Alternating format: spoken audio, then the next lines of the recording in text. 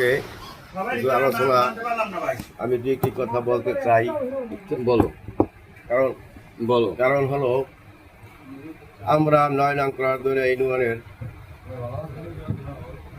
৭ নং ওয়ার্ডের আমি মোহাম্মদ জাকির হোসেন।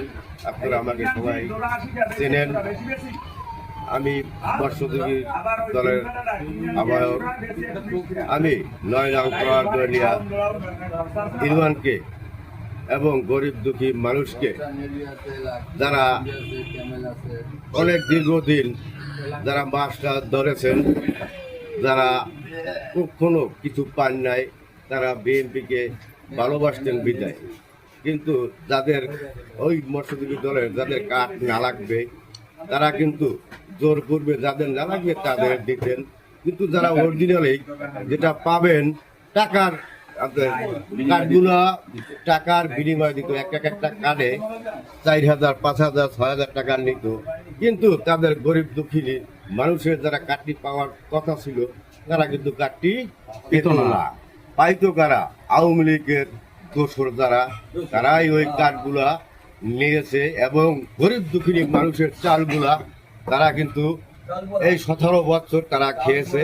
আপনারা জানেন এখন ফ্যাসিস্ট খুনি শেখ হাসিনা এই তার লোকজন নিয়ে নেতাকর্মী নিয়ে বাংলাদেশ থেকে তিনি পালিয়ে গিয়েছেন। তার কোনো এই বাংলাদেশে তার কোনো স্থান নাই, তার কোনো বাংলাদেশে কোনো স্থান নাই। কারণ আপনারা জানেন সে যে অনেক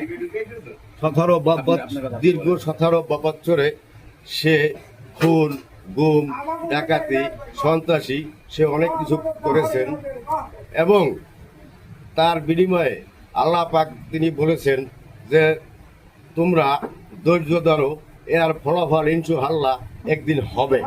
কিন্তু আপনারা জানেন, দেখেন এই ৫ই আগস্ট তিনি এই বাংলাদেশ ছেড়ে ছাত্রছাত্রীর আন্দোলনে এবং বিএনপির নেতা কর্মীর আন্দোলনে সে বাংলাদেশ ছেড়ে পালিয়ে গিয়েছেন। তো আপনার যে আগামী দিনের আপনি মৎস্য দলের প্রতিনিধি হিসেবে আগামী দিনের প্ল্যানিং কি? যে আমার এই মৎস্যজীবীর দলের ৯ নং করারদুনিয়া ইউনিয়নের আমি যখন মৎস্যজীবী দলের সভাপতি আছি, যারা অরিজিনালে যারা মাছ ধরে তারা কাঠ যারা পাইতে পারে তাদেরকে দেওয়া হবে এবং কোনো টাকার আপনি কি টাকা নেবেন? কোনো টাকার বিনিময়ে আমি কোনো কাজ করব না। যদি ২-১টি টাকা খরচা লাগে সেই খরচার টাকাটা তিনি দেবে। কিন্তু এই টাকাটা কাকে দেবে? সে নিজে খরচ করবে না